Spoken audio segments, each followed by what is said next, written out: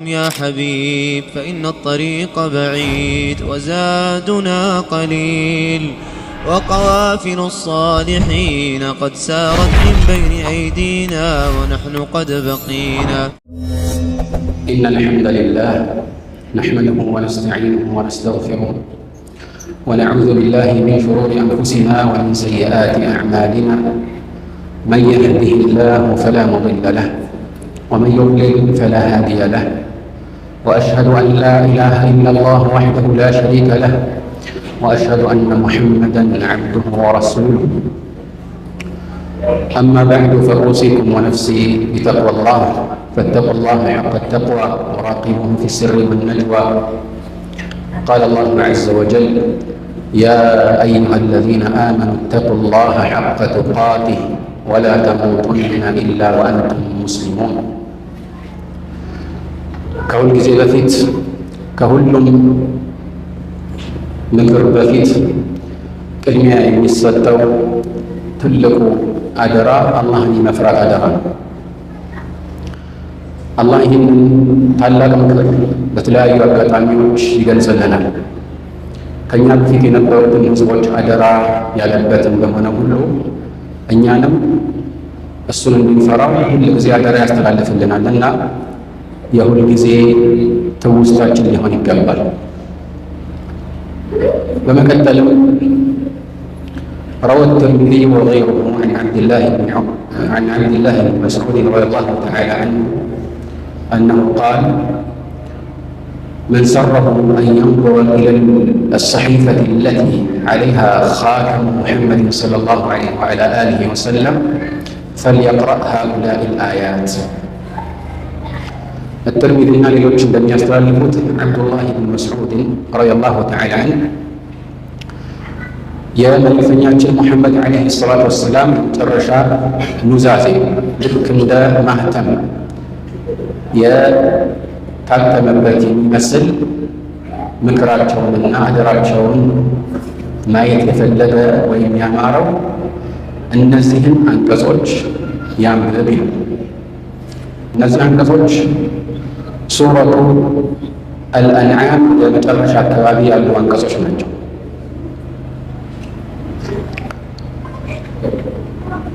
من إن الله سبحانه وتعالى: قل تعالوا أتل ما حرم ربكم عليكم ألا تشركوا به شيئا وبالوالدين إحسانا ولا تقتلوا أولادكم من إملاق نحن نرزقكم وإياهم ولا تقربوا الفواحش ما ظهر منها وما بطن ولا تقتلوا النفس التي حرم الله إلا بالحق ذلكم وصاكم به لعلكم تعقلون ولا تقربوا مال اليتيم إلا بالتي هي أحسن حتى يبلغ أشده وأوفوا الكيل والميزان بالقسط لا نكلف نفسا إلا وسعها وإذا قلتم فاعدلوا ولو كان ذا قربى وبعهد الله أوفوا ذلكم وصاكم به لعلكم تذكرون وأن هذا صراطي مستقيما فاتبعوه ولا تتبعوا السبل فتفرق بكم عن سبيله ذلكم وصاكم به لعلكم تتقون. እነዚህን አንቀጾች አስመልክቶ አብዱላህ ብን አባስ አላህ ሙሕከም ብሎ የጠራቸው በፍጹም መሻረን የማያስተናግዱ እንደዚሁም ከዚህ በፊት በነበሩ ነቢያት ሕግጋት ሁሌ ጸንተው የቆዩ ክልከላዎችን ያዘሉ አንቀጾች እንደሆነ ያወሳል። እንዲያውም አንዳንዶች አላህ ለሙሳ ያወረደላቸው 10 ክልከላዎች በእነዚህ አንቀጾች ውስጥ ተካተዋልም ይላል። በመግቢያው ላይ አላህ ሱብሓነሁ ወተዓላ ቁል ተዓለው አትሉ ማ ሐረመ ረቡኩም ዐለይኩም ይላል። ኑና ጌታችሁ በእናንተ ላይ እርም ያደረገው ነገር ላንብብላችሁ በላቸው ይላል። ስለዚህ አንደኛ ነገሮችን እርም የሚያደርገው አላህ ነው። ሁለተኛ ደግሞ ይህንን መልእክተኛው ዓለይሂ ሰላቱ ወሰላም ለሰዎች እንዲያነቡ ታዘዋል እና ጥብቅ ክልከላዎች እንደሆኑ መረዳት አያዳግትም። የመጀመሪያውን አስመልክቶ አላ ቱሽሪኩ ቢሂ ሸይአ ይላል። በእርሱ ምንንም እንዳታጋሩ ነው ይላል። ያው ክልከላዎች ብሎ ከዛ እንዳታጋሩ ማለቱ ያው የተከለከለው ማጋራት እንጂ አለማጋራት አይደለም። ግን ምናልባት አንዳንድ ተፍሲር ሊቃውንት እንዳሉት ያኔ ወሳቱም አላ ቱሽሪኩ ማለት ነው። በተለይ መጨረሻዎቹ አንቀጾቹ አካባቢ ዛሊኩም ወሳቱም ቢሂ ስለሚል ስለዚህ በዚህ ነገር ላይ መክሯችኋል፣ አደራ ብሏችኋል ማለት ነው። አላ ቱሽሪኩ ቢሂ ሸይአን። ሌሎችም ማብራሪያዎች በተፍሲር ኪታቦች ላይ ይገኛል። በአላህ ምንንም ያክል እንዳታጋሩ ማለት ነው። በቅድሚያ ማጋራት ወይም ሽርክ እንደሚታወቀው ከአላህ ጋር ሌሎችን ማምለክ ነው። ዒባደቱ ገይሪላህ ነው። ከአላህ ጋር ሌሎችን ለሱ የሚገባውን አምልኮ ሰጥቶ ማምለክ ነው። ያ ሲሆን ግን ሙሉ ለሙሉ እንደ ጌታና እንደ ፈጣሪ አስቦ ይህንን እምነት አጽሎ ለእነዚህ አምልኮን ማበርከት ሲሆን ብቻ አይደለም ሽርክ የሚለው መጠሪያ ውስጥ የሚካተተው። በየትኛውም መልኩ ለአላህ የሚገባውን የአምልኮ መብት በትንሹም ቆርሶ ቆራርሶ ለሌሎች ማስተላለፍ ይሄኛው የሽርክ መገለጫ ውስጥ ይካተታል። አንዳንድ የኢስላም ሊቃውንት ሽርክን ሲገልጹ ተስዊየቱ ገይሪላሂ ቢላሂ ፊ ሸይኢን ሚን ኸሳኢሲላህ ይላል። የአላህ በሆነው ኸሳኢስ ወይም እሱ ብቻ በሚገለጽባቸው መገለጫዎች በጥቂቱም ቢሆን አላህን ወይም ሌሎችን ከአላህ ጋር ማስተካከል። ሌሎችን ከአላህ ጋር ማስተካከል ሲባል ሙሉ ለሙሉ እንደ ጌታና እንደ ፈጣሪ ማሰብ አይደለም። ያ ቢሆን ኖሮ በመልእክተኛው ዓለይሂ ሰላቱ ወሰላም ዘመን የነበሩት ወይም ከዛም ዘመን በፊት የነበሩት አጋሪያን ሙሽሪኮች አይባሉም ነበር። ለምን? አላህ ፈጣሪ መሆኑን ያምኑ ነበር። ወለኢን ሰአልተሁም መን ኸለቀ ሰማዋት ወልአርደ ለየቁሉነ ነበር። አላህ ፈጣሪ መሆኑን ብቻ ሳይሆን ብቸኛ ፈጣሪ መሆኑንም ያምኑና ያውቁ ነበር። ወማ ዩእሚኑ አክሰሩሁም ቢላሂ ኢላ ወሁም ሙሽሪኩን እንዳለው አላህ ሱብሓነሁ ወተዓላ አብዛኛዎቹ የሚያጋሩ ሆነው እንጂ በአላህ አያምኑም ይላል። ያ ማለት በአላህ ማመናቸው የእሱን ፈጣሪነት ማረጋገጣቸዋል። አብዱላህ ብን ዐባስ እና የእሱ ተማሪዎች የሆኑ ታላላቅ ታቢዒዎች ይህንን ሲፈስሩ የተናገሩት ይህንን ነው። ኢማኑሁም ቢላህ ቀውሉሁም አላሁ ኸለቀና አላሁ ረዘቀና። እምነታቸው ተብሎ እዚህ ላይ የተጠቀሰው አላህ ነው የፈጠረን፣ አላህ ነው ሲሳይን የሚሰጠን ብለው መናገራቸውና ማመናቸው ነው። ሽርክ የተባለው ግን ሁም ያዕቡዱነ መዐሁ ገይረሁ፣ ከእሱ ጋር ሌሎችን ያመልካሉ። በችግራቸው ጊዜ ሌሎችን ይጣራሉ። ፈኢዛ ረኪቡ ፊል ፉልኪ ደዐው ላህ ሙኽሊሲነ ለሁ ዲን ፈለማ ነጃሁም ኢለል በሪ ኢዛ ሁም ዩሽሪኩን። መርከብ ተሳፍረው ማዕበሉ ሲናወጥ ያኔ በእውነት የሚያድናቸው አላህ ብቻ እንደሆነ ስለሚያውቁ ዲንን ለእሱ አጥርተው ይለምኑታል። ከዚህ ፈተና አውጣን እያሉ ይማጸናሉ። ሌሎችን አይጣሩ። ልክ ሲመለሱ ደግሞ ወደ ሽርካቸው ተመልሰው ይመጣል። እነዚህ ሰዎች ሙሽሪኮች ናቸው። ግን የአላህን ጌትነት፣ ፈጣሪነት፣ የበላይነት ራሱ አልካሉ። ስለዚህ ሽርክ የሚባለው የአላህን መብት በተለይ የአምልኮ መብትን ለሌሎች አሳልፈው መስጠት ነው። ለምሳሌ አላህ ብቻ ማድረግ በሚችለው ጉዳይ ላይ ድረሱልን ብሎ ሌሎችን መለመን፣ መጣራት፣ ሙታንን መጣራትና ድረሱልን ብሎ የተማጽኖ ጥሪ ማቅረብ፣ ወይም ደግሞ አላህ ብቻ መፈራት በሚገባው መልኩ መፍራት፣ እንዲህ ያደርጉናል ብሎ እነኚህን አካላት መስጋት እና መፍራት እና የመሳሰሉት መገለጫዎች እዚህ ላይ ሊካተቱ ይችላል። አላ ቱሽሪኩ ቢሂ ሸይአን፣ በእሱ እንዳታጋሩ ማለት የአላህን ጌትነት ብታውቁ ራሱ ከእሱ ጋር አምልኮ ለሌላ እንዳታጋሩ እና እንዳታመልኩ ማለት ነው። ያ ሲሆን ግን በትንሹ ቢሆን ክልክል ነው። ቢሂ ሸይአን፣ አላ ቱሽሪኩ ቢሂ ሸይአን። ሸይአን የሚለው በአረብኛና በኡሱል ፊቅህ ሕግ መሰረት ነኪራ ፊ ሲያቂ እነህይ ፈቱፊድ ልዑሙም ማለት ውስን ያልሆነ ቃል ነው።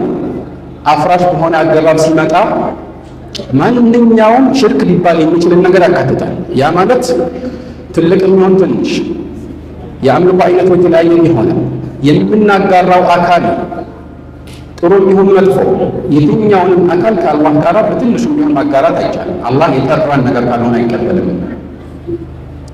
በመቀጠል ወቢልዋሊደይኒ ኢሕሳና፣ በሁለቱ ወላጆችም ላይ በጎን ውለታ በመዋል ላይ ወሳኩም ያኒ መክሯችኋል፣ አደራ ብሏችኋል ማለት ነው።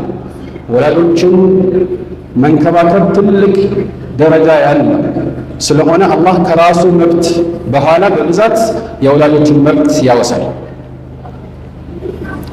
እነሱን መንከባከብ ራሱን የቻለ ገደብ ያለው ነገር አይደለም። በሸሪዓ መልካም የተባለን በጎ ውለታ ለነሱ መዋል፣ በተቃራኒው ከመጥፎ ንግግር መቆጠብ፣ ሌላው ቀርቶ ኡፍ ወይም ደግሞ የማመናጨቅ ስሜትን አለማንጸባረቅ ግዴታ ነው። ይህ ኢስላም የሚያዘው አንድ ትልቅ እሴት ነው። በመቀጠል ደግሞ ወላ ተቅቱሉ አውላደኩም ሚን ኢምላቅ ይላል። ልጆቻችሁን በድህነት የተነሳ አትግደሉ ማለት ነው። በድህነት የተነሳ ኢምላቅ ማለት ፈቅር ማለት ነው። ሚን እዚህ ላይ ሰበብን ታመለክታለች። ስለዚህ በድህነት የተነሳ ልጆቻችሁን አትግደሉ ሲል በዚያን ጊዜ የነበረውን ሁኔታ ያወሳል። አረቦች ሴቶች ልጆቻቸው ብቻ ሳይሆን ወንዶቻቸውንም አንዳንድ ጊዜ ድህነትን ፈርተው ወይም ድህነት ስላለባቸው ሕይወታቸውን ሊያጠፉ ይችሉ ነበር። እዚህ ላይ የምናስተውለው አንድ ምጡቅ የሆነ ቁርአናዊ ስልት አለ። ይሄኛው ሱራ ላይ ድህነቱ የተገለጸበት ቃል ሚን ኢምላቅ የሚል ነው። ያ ማለት ድህነቱ አለ ማለት ነው። ስለዚህም ቀጥሎ ነሕኑ ነርዙቁኩም ወኢያሁም እኛ እናንተንም እነሱንም ሲሳይ እንሰጣችኋለን ማለት እናንተንም ልጆቻችሁንም ማለት ነው። ቅድሚያ የጠቀሰው እናንተ የሚለው ለምን? ድህነቱ አሁኑ ያለ ተጨባጭ ስለሆነ ማለት ነው። ነገር ግን ሱረቱል ኢስራእ ላይ ወላ ተቅቱሉ አውላደኩም ኸሽየተ ኢምላቅን ነሕኑ ነርዙቁሁም ወኢያኩም አለ። ድህነትን ፈርታችሁ አለ። ገና ያልተከሰተ ሊሆን ይችላል ማለት ነው። አሁን የሌለ ሊሆን ይችላል፣ ግን ስጋቱ አለ። ስለዚህ ምናልባት እነሱ የሚበሉትን አላጡ ይሆናል፣ ግን የሚሰጉት ልጆቻችን ምን ይበላሉ ብለው። ስለዚህ ቅድሚያ ምን አለ? ነሕኑ ነርዙቁሁም አለ። እኛ እነሱን እንረዝቃቸዋለን፣ ሲሳይ እንሰጣቸዋለን፣ እናንተንም አለ። ቅድሚያ የጠቀሰው ልጆችን። ይሄ የቁርአን ምጡቅ የበላጋ ስልት። ነገር ግን እዚህ ላይ ሊስተዋል የሚገባው ብዙዎች ልጆቻቸውን በምግብና በሌሎች የዱንያ እንክብካቤዎች በደንብ ሲንከባከቡ ይታያል። ግን በዲናዊ ስነ ምግባር በማነጽ ላይ ምናልባት ከመግደል ያልተናነሰ በደል ይፈጽሙባቸዋል። ምን ማለት ነው? አንድ ሰው ህይወቱን ሊያጣ ምናልባት ሙስሊም እስከሆነ ድረስ የሚሰጋለት የአኺራ ክስረት ላይኖር ይችላል። ነገር ግን በዚህ በዱንያ ሁኔታው ካልተስተካከለ ከዲን የራቀ ከሆነ ምናልባት ከእስላም ሊወጣ ይችላልና የአኺራው ክስረት በጣም ከባድ፣ ቤተሰብን መክሰር እውነተኛው ትርጓሜ ነው። ቁል ኢነል ኻሲሪነ አለዚነ ኸሲሩ አንፉሰሁም ወአህሊሂም የውመል ቂያማ። እውነተኛ ከሳሪዎች ማለት ራሳቸውንና ቤተሰቦቻቸውን የቂያማ ቀን የከሰሩ ናቸው ይላል። እንደዛ ላለመሆን ልጆችም በዲን ስነ ምግባር ማነጽና በእውነት ዘላለማዊ ለሆነው ቋሚ ህይወታቸው የሚጠቅማቸውን እውቀትና ስነ ምግባር በማላበስ ልናነጻቸው ይገባል። በመቀጠል ወላ ተቅረቡ ልፈዋሒሸ ማ ظهረ ሚንሃ ወማ በጠን ይላል። አጸያፊ የሆኑ ጥፉ ተግባራትንም ከነዚህ ተግባራት ግልጽ የሆነውንም የተደበቀውንም ቢሆን አትቅረቡ አለ። ልብ በሉ፣ አንደኛ አትስሩ ብቻ ሳይሆን አትቅረቡ ነው ያለ። ምክንያቱም እንዲህ አይነት ተግባራት ሰዎች በቀረቧቸው ቁጥር መጀመሪያ አጸያፊ መሆኑ ይቀርና የመጀመሪያው ጥላቻቸው እየቀነሰ ሄደው ከዛ ይላመዱታል። ከዛ ወደ መተግበሩ ሊሸጋገሩ ይችላሉ። ወላ ተቅረቡ አልፈዋሒሽ። አልፈዋሒሽ በጥልቅ የተከለከሉ አጸያፊ ስነ ምግባራዊ ወንጀሎች ናቸው፣ እንደ ዝሙት ያሉ። ነገር ግን በዝሙት ላይ ብቻ የሚያበቃ አይደለም። ማ ظهر منها وما بطن ግልጽ የሆነውንም የተደበቀውንም በሚለው ጉዳይ ላይ የተፍሲር ሊቃውንት የተለያዩ አቋሞችን ሰንዝረዋል። የተሻለው አቋም እንዲሁ በይፋ የሚፈጸም ወይም በግልጽ የሚፈጸምን እንደዚሁም በድብቅ የሚፈጸምን ማንኛውንም ወንጀል ያካትታል የሚለው። አንዳንድ የተፍሲር ሊቃውንት ማ ظهر የሚለው በግልጽ የሚፈጸም ማለት በአካላት በእጅ በእግር የሚፈጸም ወንጀል ሲሆን ወማ በጠን የሚለው የተደበቀ ማለት ደግሞ በልብ የሚፈለግና የሚታመንበት ወንጀል ነው ይላሉ። ሌሎች ደግሞ ማ ظهر የሚለው ለምሳሌ ኸምር እንደመጠጣት ያለ ሲሆን ወማ በጠን የሚለው ደግሞ ዝሙትን የመሰለ ነው ይላሉ። ዞሮ ዞሮ የተሻለው እንደነዚህ አይነት አጸያፊ ወንጀሎችን በይፋም ይሁን በድብቅ መስራትን በጥብቅ የሚከለክል አንቀጽ ነው። በመቀጠል ወላ ተቅቱሉ ነፍሰ ለቲ ሐረመ አላሁ ኢላ ቢልሐቅ ይላል። በአግባቡ በሐቅ በተገቢ ሕግ ካልሆነ በቀር አላህ ቅርብ ያደረጋትን ነፍስ አትግደሉ፣ አታጥፉ። ወይም ነፍስን ማጥፋት እጅግ የከበደ ወንጀል ከሽርክ ቀጥሎ ምናልባት ትልቁ ወንጀል ነፍስን ያላግባብ መጥፋት ነው። ኢላ ቢልሐቅ የሚለው በሸሪዓ በተደነገገ መልኩ በሕግ ከጸደቀ በኋላ በግለሰቦች ደረጃ ሳይሆን በፍርድ ታይቶ የሚፈጸመውን የፍትህ ስርዓት። ለምሳሌ የገደለ ሰው የተገዳዩ ወይም የሟቹ ቅርብ ቤተሰቦችና ዘመዶች ይቅር እስካላለው ድረስ ይህንን ሰው አጸፋዊ የሆነ ትክክለኛ የፍትህ እርምጃ በሱ ላይ ለመውሰድ ነፍሱ እንዲጠፋ ሊፈረድበት ይችላል። ያ ደግሞ ዋናው ጥቅሙ ጭራሽ ሰዎች እንዲህ አይነት ወንጀሎችን እንዳይዳፈሩ ያደርጋል እንጂ ዋናው በቀሉ አይደለም። ዛሊኩም ወሳኩም ቢሂ ለዐለኩም ተዕቂሉን። በዚህ ጉዳይ ላይ አላህ ሱብሓነሁ ወተዓላ አደራ ብሏችኋል፣ ለምን በአእምሯችሁ እንድታገናዝቡ ይላል። ስለዚህ እነዚህ ነገሮችን ጥፋታቸውንና በምድር ላይ የሚያስከትሉትን የብልሽት ሂደት ያስተዋለ ሰው ከእንዲህ አይነት ነገር ለመቆጠብ ይህ ብቻ በቂ ነው። ስለዚህ ለዐለኩም ተዕቂሉን በአእምሮ ራሱ የእነዚህ ጥፋቶች ግዝፈት ሊታወቅ የሚችል ነው፣ አላህ ከደነገገው ሕግ ባሻገር ማለት ነው። ስለዚህ አላህ ሱብሓነሁ ወተዓላ ይህንን እውነታ ለሰዎች መልእክተኛው እንዲያስተላልፉ በዚህ መልኩ ያዛቸዋል ማለት ነው። አቁሉ ማ ተስመዑነ ወአስተግፊሩላህ ሊ ወለኩም ፈስተግፊሩሁ።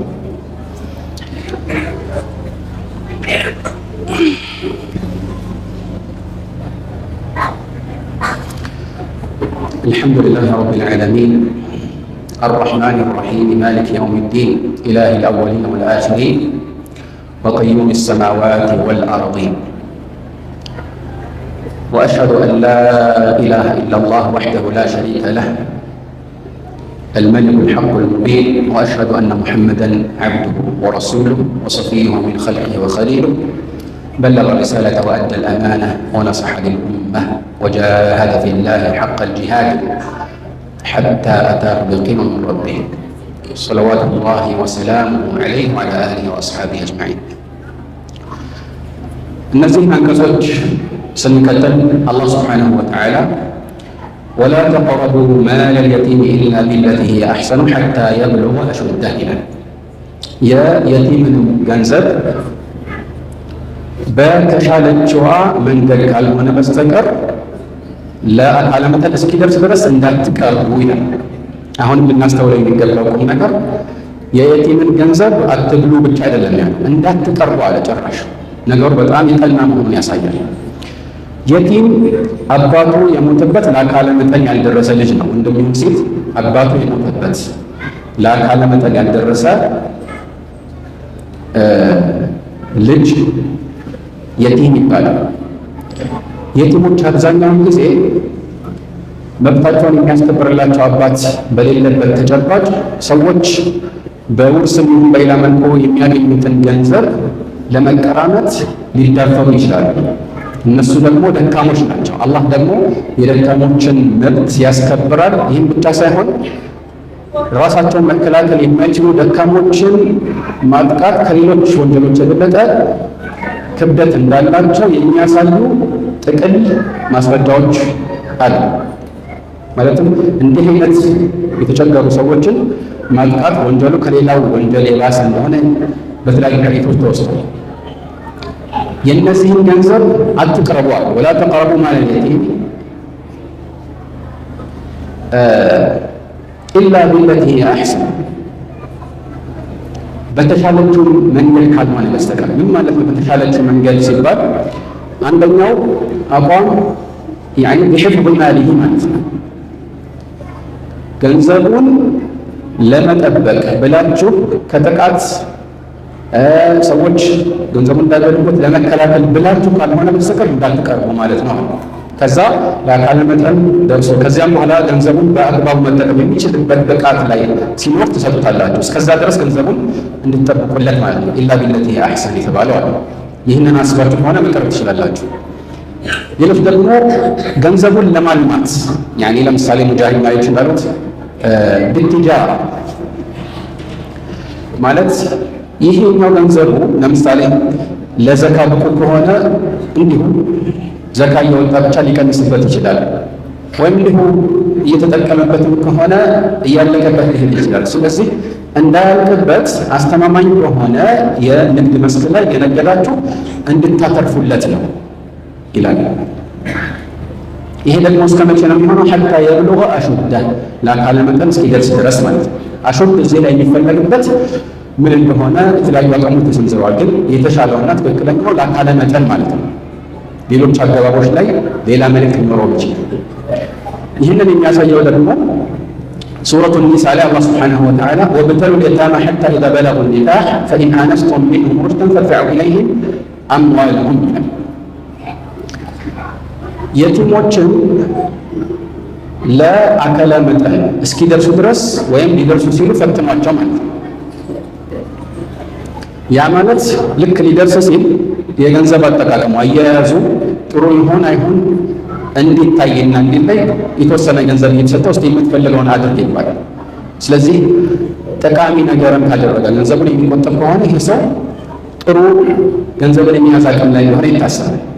ወለذلك قال فإن آنستم منهم رشدا فادفعوا إليهم أموالهم። ሩሽድ እዚህ ላይ የሚፈለግበት هو الصلاح وحسن التصرف في المال ገንዘብን በአግባቡ መጠቀም መቻሉ። ምክንያቱም ለአካለ መጠን የደረሰ ሁሉ ይህን ያደርጋል ማለት አይደለም። ቀድ የኩኑ ሰፊሃን። ስለዚህ ከዚህ አንጻር ለዚህ ብቃት እንደደረሰ የሚያሳዩ ምልክቶች ሲኖሩ ገንዘቡን ትሰጡታላችሁ ማለት ነው። ካልሆነ ግን እስኪደርስ ድረስ አሁንም ሌላ የበላይ ጠባቂ ያስፈልገዋል። ለማንኛውም የየቲሞችን ገንዘብ ከሩቅ መጠንቀቅ እንደሚያስፈልግ ይህ አንቀጽ ያጸናል ማለት ነው። በመቀጠል ደግሞ ወአውፉል ከይለ ወልሚዛነ ቢልቅስጥ ይላል። ስፍርንና ሚዛንን በፍትህ ሙሉ ይላል። በሽያጭ ጊዜ እህል ለምሳሌ የሚሸጥ ሰው በስፍር የሚሸጥ ከሆነ ሳያጎድል መስጠት አለበት። በኪሎም የሚሸጥ ከሆነ በኪሎ የሚሸጠውን ነገር ምንም ሳያጎድል እንዳለ አሟልቶ መሸጥ አለበት። በዚህ ሁኔታ ማታለል ከባድ ጥፋት ነው።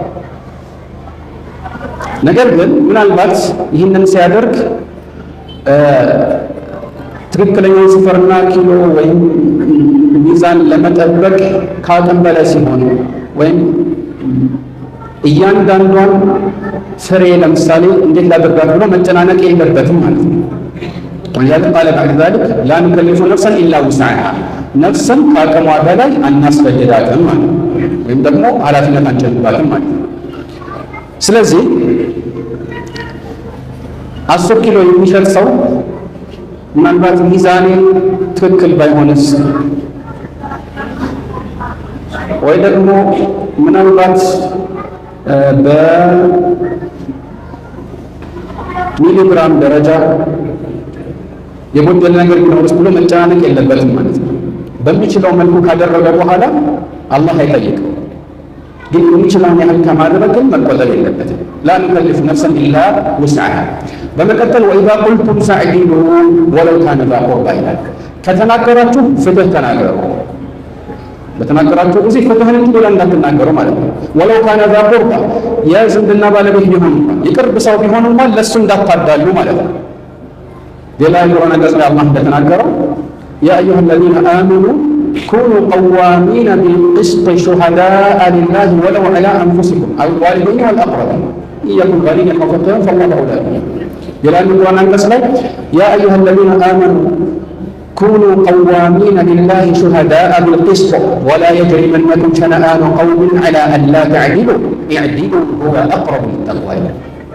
የሰዎች ጥላቻ ፍትህ እንዳትፈጽሙ እንዳያደርጋችሁ ፍትህን ፈጽሙ። የፈለገ ፍትህ ከማንም ጋር ተያያዥነት የለው። ጥሩ ሰው ይሁን መጥፎ ነው፣ ትልቅ ይሁን ትንሽ፣ ዘመድ ይሁን ባዳ፣ ከማንም ጋር ፍትህ ሊፈጸም ይገባል። ለራሱ ተብሎ የተደነገገ አንጻራዊ ነገር አይደለም።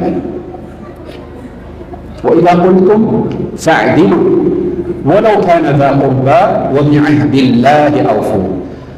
የአላህን ቃል ኪዳንም እንደዚሁ ሙሉ ይላል። የአላህ ቃል ኪዳን ሲባል ብዙዎች እንደሚሉት ከአላህ ጋር የምትገቡት ቃል ኪዳን ብቻ አይደለም። ይህ በእርግጥ በጣም የጸና ነው። ነገር ግን ከዚህ ውጭም እርስ በርስ አንዱ ለሌላው የሚገባው ቃልም እዚህ ውስጥ ይካተታል። የአላህ ቃል ኪዳን ብሎ ደርሶ የተጠጋው ዐለ ሰቢል ተሽሪፍ፣ ምክንያቱም አላህ ያዘዘበት ቁም ነገር መሆኑ ያ አዩሃ አለዚነ አመኑ አውፉ ቢልዑቁድ፣ እናንተ ያመናችሁ ሰዎች ሆይ የትኞቹንም ቃል ኪዳኖችን እና ውሎችን ሙሉ ይላል። አሟሉ፣ ማፋረስ አይቻልም ከአቅም በላይ ካልሆነ በቀር። ዛሊኩም ወሳኩም ብሂ ለዐለኩም ተዘከሩን፣ በዚህ ጉዳያችሁም አላህ አደራ ብሏችኋል። ለምን? ለዐለኩም ተዘከሩን፣ እንድታስታውሱ ይከጀላልና እንድትገሰጹ። በመቀጠልም ወአነ ሃዛ ሲራጢ ሙስተቂመን ፈተቢዑሁ ይላል። ይህም የኔ መንገዴ ነው ብለህ አንብብላቸው ማለት ነው። ቁል ተዓለው አትሉ ከሚለው ጋር የተያያዘ ነው። የኔ መንገዴ ነው ስትል አንብብላቸው። የትኛው? ወአነ ሃዛ ሲራጢ ቁርአን ነው ተብሏል፣ እስላም ነው ተብሏል። ሐቂቃ የሚጋጩ ሳይሆን የሚገጣጠሙ ናቸው። ሁሉም መልእክተኛ ይዘውት የመጡት ነገር ሁሉ የእሳቸው ሲራጥ ነው። ሲራጥ ቀጥተኛ መንገድ። ሲራጥ የሚባለው በመሰረቱ ቀጥተኛ እና ያልተወላገደ ሰፋ ያለ መንገድ ሲሆን ሙስተቂመን አይ ፊ ሓል ከውኒህ ሙስተቂመን ቀጥ ያለ ሲሆን ማለት ነው። ስለዚህ ተጨማሪ መልእክት መሆኑን ለማጽናት ሓል አድርጎ አመጣ። ቀጥተኛውን መንገዴን አላለም፣ ግን መንገዴን ተከተሉ። እንደገና ደግሞ ልታውቁት የሚገባው ሌላ ቁም ነገር ይህ መንገዴ ቀጥተኛ መሆኑን ነው እንደማለት ነው። ፈተቢዑሁ ተከተሉት አለ። ወላ ተተቢዑ ሱቡል ሌሎችን መንገዶችንም አትከተሉ። ፈተፈረቀ ቢኩም ዐን ሰቢሊህ ምክንያቱም እነዚህ ከአላህ ቀጥተኛ መንገድ ይለያዩአችኋል፣ ከቀጥተኛው መንገድ ያስወጧችኋልና ማለት ነው። ፈተፈረቀ ያለው ለዚህ ነው። የልፈትሕ ሰበቡን እየገለጸልን ነው ማለት ነው። እና ልብ ሊባል የሚገባው ቀጥተኛውን መንገድ አስመልክቶ አንድ አድርጎ ነው ሲራጡ ያለ የጥመት መንገዶችን ብዙ አድርጎ ገለጻቸው። ወላ ተተቢዑ ሱቡለ ብዙ መንገዶች ናቸው። እነዚህ ነው عن عبد الله بن مسعود አንድ ጊዜ الإمام أحمد النسائي في الكبرى እና ሌሎች እንደዘገቡት والدارمي كذلك መንገድ እንደዚህ ቁጭ ብለው መልእክተኛው ዓለይሂ ሰላቱ ወሰላም ለሰሓቦቻቸው አንድ መስመር አሰመሩላቸው መሬት ላይ قال خط لنا رسول الله صلى الله عليه وسلم خطا مستقيما قال ثم خط عن يمينه وشماله خطوطا ቀጥተኛ መንገድ አሰመሩና ከግራና ከቀኝ ደግሞ ቅርንጫፋዊ የሆኑ አጫጭር በርካታ መንገዶችን ወይም መስመሮችን አሰመሩ። ከዛ በኋላ ምን አሉ? ቀጥተኛውን መንገድ እየጠቀሙ ሃዛ ሰቢሉላሂ ሙስተቂመን ልክ እዚህ አንቀጽ ላይ ነው ማለት ነው። ከዚያስ هذه السبل ليس منها سبيل إلا وعليه شيطان يدعو إليه እነዚህ ቅርንጫፋዊ መንገዶች ግን በእያንዳንዱ መንገድ ላይ ሸይጣን የራሱ የሚጠራ ቢሆን እንጂ እንዲሁ ነፃ መንገድ የለም ማለት ነው። ስለዚህ ከቀጥተኛው መንገድ ያወጣው መንገድ ሁሉ ወደ ጥመት የሚያመራ የጥንቱ የጠዋቱ የመጀመሪያ መልእክተኛው ፋና ካልሆነ በስተቀር ወደ አላህ የሚመራ መንገድ የለም።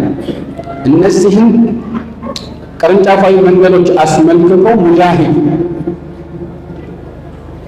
መጀብ ከኢብኑ ዐባስ በተለያዩ አጋጣሚዎች ተፍሲርን ሙሉ ለሙሉ የተማሩት ታላቅ ታቢዒ ይላሉ። እነዚህ አስቡር የተባሉት አልቢድዕ ወሹቡሃት ናቸው ይላሉ። ቢድዓና ውዥንብሮች ናቸው። በእርግጥ በእነዚህ ላይ ያጥራል ማለት አይደለም። ከኢስላም የወጡት መንገዶችም ውስጥ ሊካተቱ ይችላሉ። ግን ሙሉ ለሙሉ ወደ ክህደት ያልገቡ ሆኖ ከቀጥተኛው የድሮ ፋና ሰዎችን እንዲያፈነግጡ የሚጣሩ ተጣሪዎች ያሉባቸው የጥመት መንገዶች ብዙ ናቸው። እነዚህን ለመጠንቀቅ አይነተኛው መፍትሄ ወደ መጀመሪያው የመልእክተኛው ፋና መመለስ ነው። መልእክተኛው ዓለይሂ ሰላቱ ወሰላም ይህንን ከተናገሩ በኋላ ይህንን አንቀጻ ነበር ወአነ ሀዛ ሲራጡ ሙስተቂም የሚለው መጨረሻው ላይ አላህ ይላል ዛሊኩም ወሳኩም ቢሂ ለዐለኩም ተተቁን፣ በዚህ ጉዳያችሁ አላህ አደራ ብላችኋል ምክንያቱም እንድትጠነቀቁ ይላል። የመጀመሪያው አንቀጽ ላይ ለዐለኩም ተዕቂሉን አለ። ሁለተኛው ላይ ለዐለኩም ተዘከሩን፣ ሶስተኛው ደግሞ ለዐለኩም ተተቁን። ምክንያቱም ከዚህ በፊት እንደገለጽ ነው አእምሯቸውን አሰርተው ካገናዘቡ ወደ ተዘኩር ወደ ሁለተኛው ይመራቸዋል። እሱም እንዲገሰጹና እንዲያስታውሱ ያደርጋቸዋል። ከተገሰጹና ካስታወሱ ደግሞ እንዲሁ በአእምሮና በልቦና መገሰጽ ብቻ ሳይሆን በተግባርም ከጥፋት እንዲቆጠቡ ያደርጋቸዋል። ለዐለኩም ተተቁን። ኢትቃ በመሰረቱ መቆጠብ፣ ከጥፋት መቆጠብ፣ ከሽርክ፣ ከቢድዓ፣ ከታላላቅ ወንጀሎች፣ ከሌሎችም ጥፋቶች ራስን መቆጠብ ነው ተቅዋ።